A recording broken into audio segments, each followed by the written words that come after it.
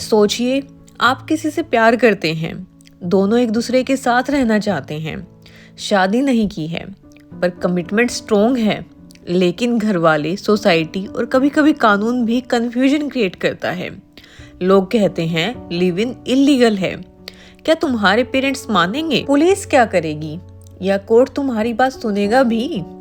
इस वीडियो में हम बात करेंगे लिव इन रिलेशनशिप के 20 सबसे इम्पोर्टेंट लीगल और इमोशनल क्वेश्चंस की, जिसे हर कपल, हर यूथ और हर फैमिली को समझना चाहिए। आज के ज़माने में लिव इन टैबू नहीं, पर इसे जोड़ने वाले लीगल फैक्ट्स को समझना जरूरी है, वरना प्यार से ज़्यादा तकलीफ मिलती है। सबसे पहले हम बात करते हैं, क्या इंडिया में लिव इन रिलेशनशिप लीगल है?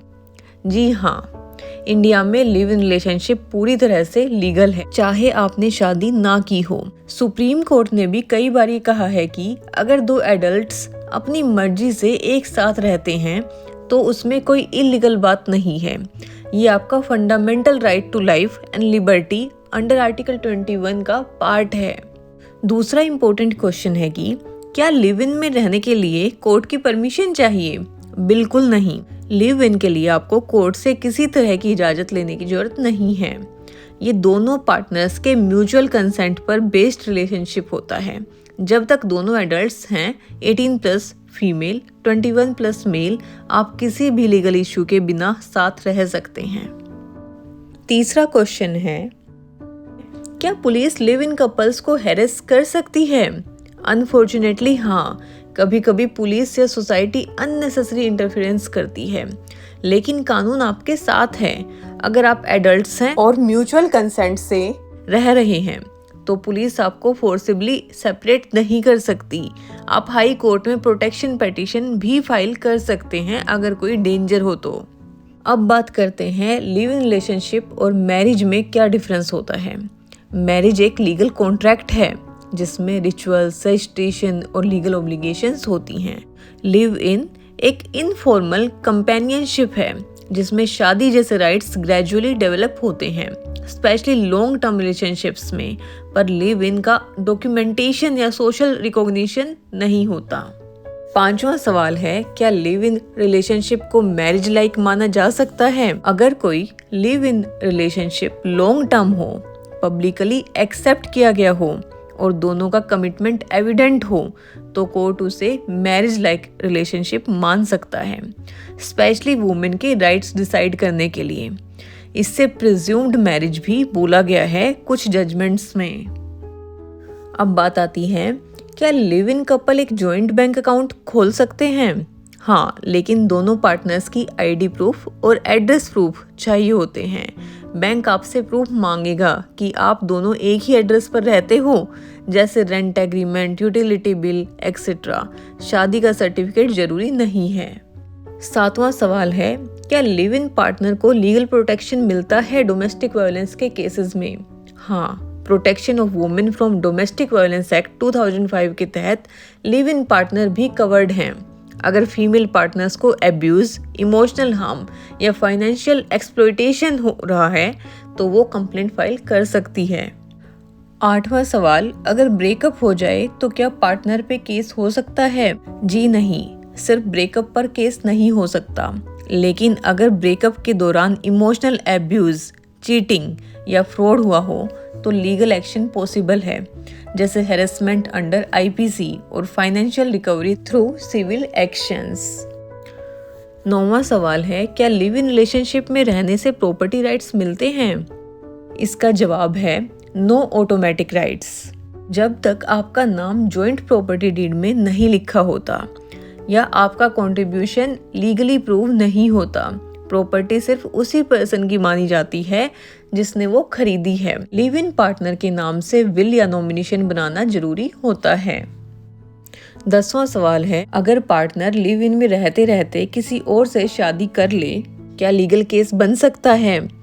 यस, अगर किसी ने आपको इंटेंशनली चीट किया है या फॉल्स कमिटमेंट के बेसिस पे रिलेशनशिप बनाया है तो section 470 IPC cheating, section 376 rape by false promise of marriage के तहत केस बन सकता है। ये मैटर कोर्ट के फैक्ट्स पे डिपेंड करता है। 11वां सवाल है, क्या लिव इन कपल रेंट पर घर ले सकते हैं बिना शादी के? जवाब है हाँ, ले सकते हैं, लेकिन ग्राउंड रियलिटी ये भी है कि लैंडलॉर्ड्स लिव इन कपल को रूम देना अवॉइड करते हैं। लीगली कोई रोक नहीं सकता, पर आपको लैंडलॉर्ड को कन्विंस करना पड़ता है। इसलिए रिटर्न रेंट एग्रीमेंट और वैलिड आईडी प्रूफ का होना इम्पोर्टेंट है। 12वां सवाल है, क्या लिव इन कपल अपने रिलेशनशिप को रजिस्टर कर सकते हैं? इसका जवाब है इंडिया में कोई specific live in registration law नहीं है, लेकिन आप नोटरी के सामने एक कोहैबिटेशन एग्रीमेंट साइन कर सकते हैं, जिसमें लिखा होता है कि आप अपनी म्यूचुअल अंडरस्टैंडिंग से साथ रह रहे हैं। ये लीगल डिस्प्यूट में हेल्पफुल हो सकता है। 13वां सवाल है, क्या पेरेंट्स लिव इन रिलेशनशिप में लीगली इंटरफेयर कर सकते हैं? जी नहीं। अगर आप एडल्ट्स हैं तो पेरेंट्स या कोई और आपको लीगली रोक नहीं सकता। सुप्रीम कोर्ट ने ये क्लैरिफाई किया है कि कोई एडल्ट इंडिविजुअल अपने पर्सनल चॉइसेस खुद ले सकता है, लेकिन प्रैक्टिकल लेवल पर इमोशनल प्रेशर अलग चीज होती है। 14वां सवाल है, क्या लिव इन पार्टनर अपने नाम से इंश्योरेंस या नॉमिनेशन दे सकता है? जी हाँ, आप अपने लिव इन पार्टनर को नॉमिनी बना सकते हैं किसी भी insurance policy, bank account, mutual fund या पीएफ अकाउंट में। बस आपको वैलिड आइडेंटिटी और रिलेशनशिप डिक्लेरेशन देना होता है। शादी का होना मैंडेटरी नहीं है। 15वां सवाल है, अगर लिव इन पार्टनर की डेथ हो जाए तो क्या लीगल राइट्स मिलते हैं? ये सिचुएशन ट्रिकी है। अगर डिसीज्ड ने विल बनाई है और आपको बेनिफिशियरी बनाया था तो आपको राइट्स मिलेंगे। अगर नहीं बनाई तो आप ऑटोमेटिकली लीगल हेयर नहीं होते। इसलिए नॉमिनेशन और विल बनवाना लिव इन रिलेशनशिप में और भी इम्पोर्टेंट हो जाता है। 16वां सवाल है, क्या लिव इन कपल के बच्चों के राइट सेम होते हैं जैसे मैरिड कपल के? हाँ, सुप्रीम कोर्ट ने ये डिक्लेयर किया है कि लिव इन कपल के बच्चों के पास सेम राइट्स होते हैं जैसे किसी मैरिड कपल के। इन्हें लेजिटिमेट चाइल्ड माना जाता है, चाहे पेरेंट्स शादीशुदा हों या नहीं। 17वां सवाल है, क्या लिव इन पार्टनर एलिमनी या मेंटेनेंस क्लेम कर सकता है? इसका जवाब है यस, स्पेशली अगर रिलेशनशिप लॉन्ग टर्म का था और फाइनेंशियली डिपेंडेंट पार्टनर सफर करता है। कोर्ट ने कई केसेस में मेंटेनेंस ग्रांट किया है under domestic violence act and section 125 CrPC. Her case facts पे डिपेंड करता है। 18वां सवाल है, क्या लिव इन रिलेशनशिप को फैमिली या सोसाइटी से छुपाना गलत है? ये मॉरल क्वेश्चन है, लीगल नहीं। आप लीगली बाउंड नहीं हैं बताने के लिए, लेकिन ट्रांसपेरेंसी हमेशा लॉन्ग टर्म ट्रस्ट बिल्ड करने में मदद करती है। सोसाइटी की सोच बदल रही है, पर स्टिल जजमेंट होते हैं, सो आपको इमोशनल स्ट्रेंथ रखनी पड़ती है। 19वां सवाल है, क्या लिव इन कपल इंटरकास्ट या इंटर रिलीजन हो सकते हैं? बिल्कुल हो सकते हैं। इंडियन कॉन्स्टिट्यूशन के हिसाब से किसी भी कास्ट या रिलीजन के 2 एडल्ट्स अपनी मर्जी से साथ रह सकते हैं। ये freedom of choice and equality before law का हिस्सा है। फैमिली प्रेशर अलग इशू है, पर लॉ सबके लिए एक जैसा है। 20वां और आखिरी क्वेश्चन है, क्या लिव इन रिलेशनशिप का कोई फ्यूचर है इंडिया में? डेफिनेटली, इंडिया में लिव इन रिलेशनशिप का एक्सेप्टेंस धीरे धीरे बढ़ रहा है, स्पेशली अर्बन यूथ के बीच में। कोर्ट्स भी अब इश्यूज को संवेदनशील और प्रैक्टिकल नज़र से देखते हैं, लेकिन सेफ्टी, म्यूचुअल रिस्पेक्ट और लीगल क्लैरिटी हमेशा ज़रूरी है, तभी इसका फ्यूचर सिक्योर होगा। तो दोस्तों, आपने देखा लिव इन रिलेशनशिप सिर्फ एक इमोशनल डिसीजन नहीं, बल्कि लीगल रिस्पॉन्सिबिलिटी भी है। अगर आप या आपका दोस्त इस रिलेशनशिप में हैं, तो उन्हें ये 20 क्वेश्चन जरूर समझाएं।